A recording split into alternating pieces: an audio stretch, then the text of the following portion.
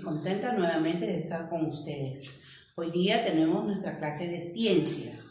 La clase pasada habíamos hablado acerca de los factores del crecimiento de los animales y dijimos que había tres aspectos importantes. Uno de ellos era el ambiente, otro era la alimentación, ¿no? Y también el cuidado que se le daba, ¿no? Hoy día vamos a hablar acerca de los animales vertebrados, ¿no? Vamos a hablar en sí de los peces. ¿Por qué le llamamos animales vertebrados? Dijimos que se llaman animales vertebrados porque tienen una columna vertebral. Quiere decir que está compuesto por huesos, ¿no? Dentro de ellos vamos a ver a los peces. Los peces. Ustedes cuando de repente han comido un pescado frito, yo sé que en algunos casos ustedes han encontrado huesitos, ¿no? Eso es su espina, ¿no? Esa es la espina. Entonces, digamos, los peces, dice, son animales vertebrados, ¿viste?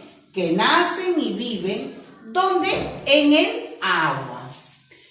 ¿Cuáles son las características de estos peces? Estos peces tienen características.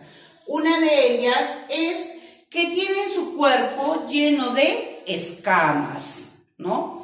Hay peces que tienen la piel lisa, como el bonito, pero hay peces que tienen escamas, ¿no? Son unas cositas transparentes que va encima de la piel. Y con el cuchillo, ¿no? La persona que te vende lo va sacando, ¿no? Bueno, ¿qué más me dice? Otra característica, que se desplaza en el agua gracias a la forma de su cuerpo, ¿no? Y de sus aletas. Estas aletas que vemos aquí, estas aletas le permiten a ellos nadar. ¿Qué más me dice? Otra característica. Me dice que respiran dentro del agua por medio de las branquias. Miren aquí. Ustedes han visto que cuando mamá compra un pescado, ¿no? Entero, en esta parte de acá le abren. En la parte de la cabeza tienen como para levantar y abrir. Bueno, esas son sus branquias y por ahí respira cuando está dentro del agua, ¿no? Otra característica de los peces es que son ovíparos. Ovíparos. ¿Qué quiere decir? Que nacen de huevos. Otra característica es que poseen una vejiga, poseen una vejiga natatoria que les permite flotar, ¿no? Algunos peces, como la trucha y el salmón, nos dice que viven en aguas dulces. ¿Cuáles son esas aguas dulces? Vienen a ser los ríos y los lagos. Mientras que el bonito, la ballena, etcétera, viven en agua salada. Ustedes han ido a la playa y de repente en algún momento cuando se han bañado han sentido el sabor del agua. El agua es salada. Pero como dice aquí, hay dos peces que son la trucha y el salmón, que ellos sí viven en agua dulce. El agua del río no es salada.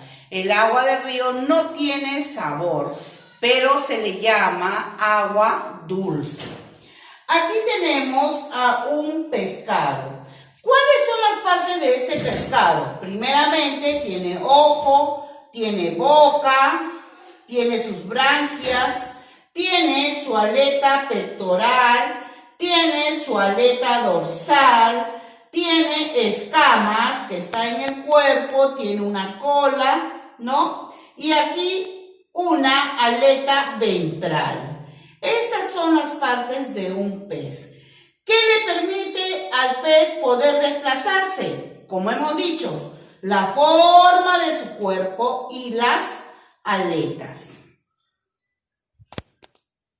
Dentro de los animales vertebrados, así como hemos visto a los peces, pues también tenemos a los anfibios, ¿no?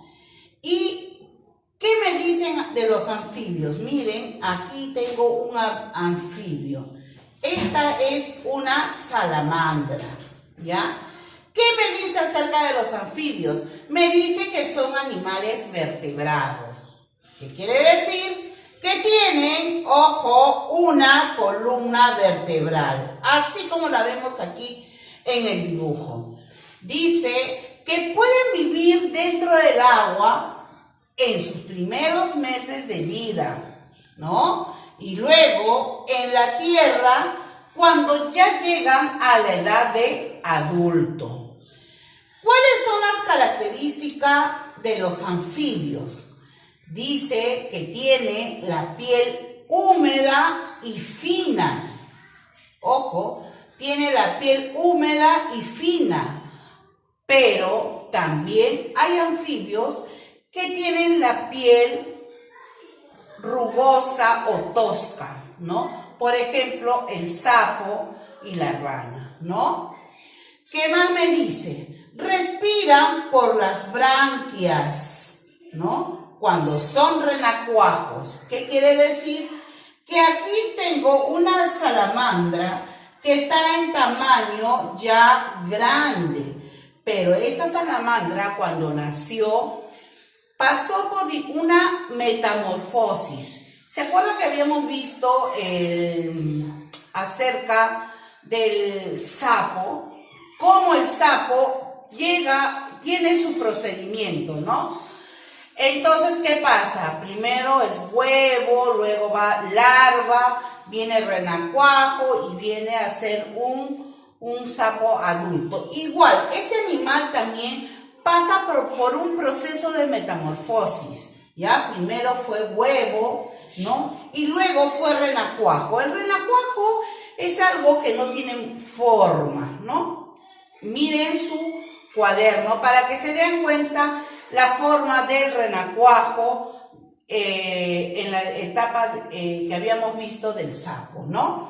Entonces me dice que cuando son renacuajos, cuando son pequeños, dice que respiran por las branquias, ¿no?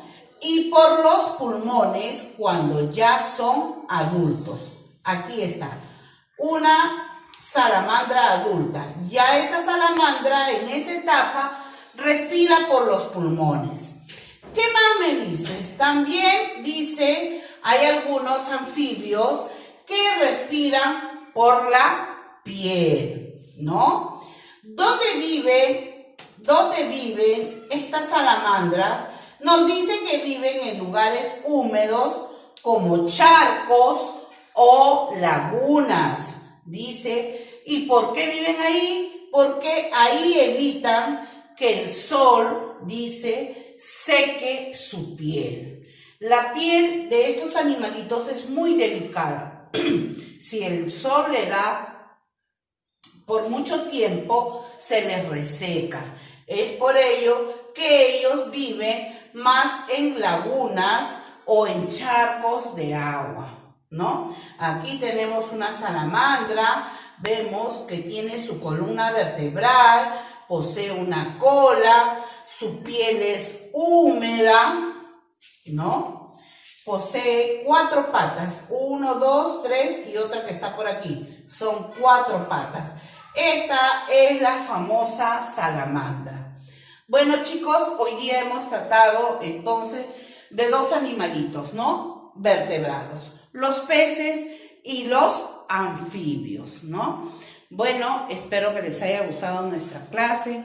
Me despido y dando las recomendaciones de casa, que como se dice, yo me quedo en casa y tú también. Gracias. Muy buenos días, niños. El día de hoy estamos jueves 20 de agosto del 2020. Estoy contenta nuevamente de estar con ustedes y nuevamente aprender algo nuevo. La clase pasada habíamos hablado acerca de las civilizaciones antiguas, ¿no? Habíamos hablado de que se han encontrado vestigios monumentos, etcétera, etcétera. Una de las más antiguas tenemos Cotox, que se ubicó en Huánuco, y ahí tenemos lo que han dejado, ¿no? Las famosas manos cruzadas, ¿no? También vimos una civilización antigua aquí en nuestro país, que es Caral, ¿no? Hoy día vamos a ver acerca de las culturas preincaicas, ¿no?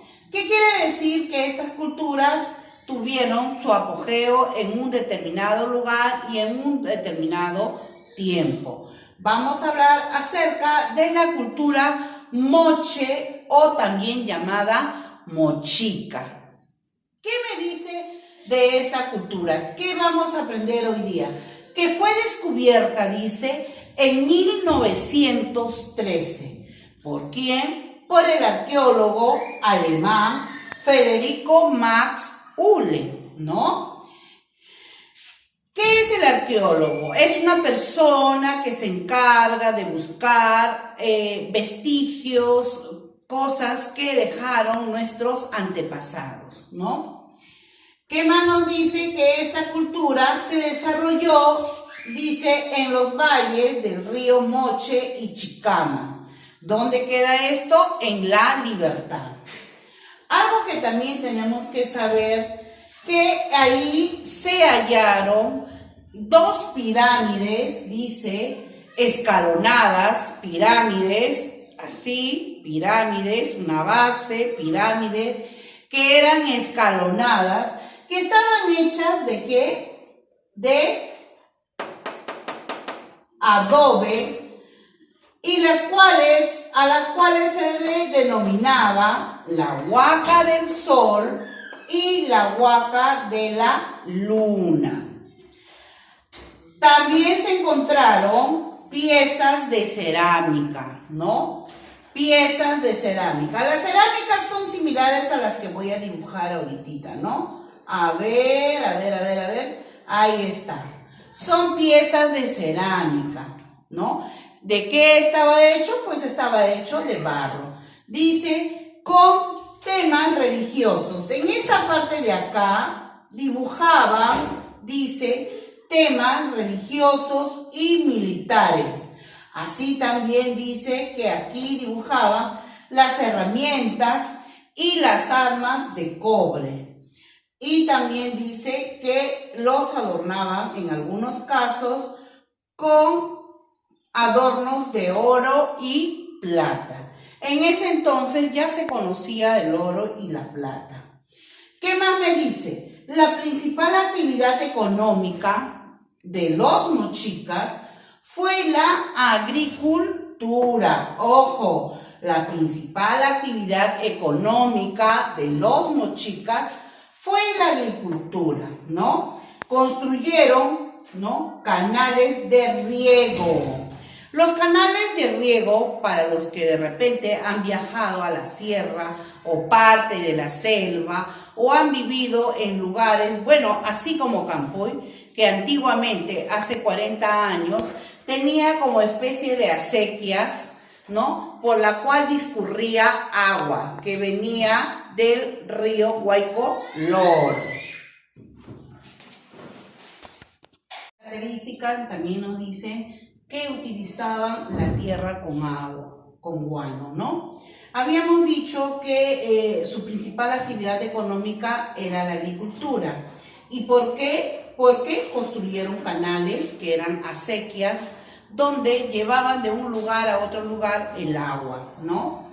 Y luego también, como estaba esto cerca a la costa, pues iban y traían el guano de las aves guaneras, ¿no? Y con ello fertilizaban la tierra. ¿Qué más nos dice? Nos dice que también los mochicas criaron, dice, las llamas, ¿no? Pero ¿para qué las criaron? Una parte era porque eran animales de carga y la otra dice que era una fuente de alimento, ¿no? ¿Qué más nos dice? Que practicaron, dice, Por lo mismo que esta cultura se acentuó en el norte, ¿no? Dice que practicaron la pesca. Ellos estaban cerca al mar, ¿no? Practicaron la pesca, la caza, las artesanías, la joyería, dice, la orfebrería y la navegación. Cuando estamos hablando de artesanías, ellos ya trabajaban el oro y la plata, ¿no? Ya ellos hicieron sus pectorales en base a oro, sus orejones, sus orejeras en base a oro, eran como unos aretes grandes, colgantes. Ya ellos elaboraron en ese entonces eso, ¿no? Y también dice que destacaron en la navegación comercial porque ellos utilizaron una especie de canoas que hasta el día de hoy la tenemos en el norte, en la parte de Trujillo, que le llaman los caballitos de Totora, ¿no? ¿Cómo eran estos caballitos de Totora? Tenían esta forma, ¿no? Tenían esta forma, ¿ya? Tenían esta forma, ¿no? Y esto lo utilizaban para ir al mar a cazar pescados. Dice que también que en los murales, ¿no? Se distingue a los gobernantes mochicas. Murales eran como especie de paredes en las cuales ellos representaban mediante el dibujo las diversas actividades que realizaban tanto los gobernantes mochicas, así como también ellos dibujaban la vestimenta adornada, ¿no? Dice, con gemas, dice, metales preciosos y plumas de aves exóticas, ¿no? En estos mismos murales, ¿no? Que eran como especie de paredes, como les dije, también se plasmaba a la clase popular. ¿Quiénes eran las personas de la clase popular? Pues eran los sirvientes, los mercaderes, los campesinos, los artesanos, los pescadores, los cazadores y esclavos. Nos hablan también de que los mochicas, dice, realizaban expediciones de conquista, ¿no? Se iban a sitios un poco más lejanos a donde ellos se establecieron y dice que conquistaban, tomaban esa pequeña aldea, ese pequeño pueblo y esclavizaban, dice, esclavizaban a la población, ¿no? De esa zona. Y dice que los obligaban a pagar tributos, así como también ellos los tomaban como para hacer ofrenda de sacrificio a sus dioses, ¿no? ¿Quiénes eran sus dioses en ese entonces? Pues aquí lo tenemos al sol y la luna. Ellos lo adoraban y cada cierto tiempo pues hacían sus sacrificios, los mataban a estas personas que habían tomado como esclavos, hacían sus sacrificios, los mataban, como se dice, lo hacían como ofrenda para estos dioses, ¿no? Pero también viene un declive para esta cultura que se dio en los siglos VI y en los siglos VII, ¿no? La sociedad mochica dice que declinó, se fue hacia abajo, luego de que ellos trasladaran, dice, su centro administrativo, ¿no? Y religioso a Lambayeque, ¿no? Se fueron más allá, ¿no? Y ahí dice que empezaron las luchas internas, ¿no? Internas, ¿no? De ellos, ¿no? Entonces, ahí es donde que termina esta cultura moche o también llamada mochica. Bueno, chicos, esto es lo que hemos aprendido el día de hoy. Espero que les haya gustado nuestra clase. Hasta mañana. Gracias.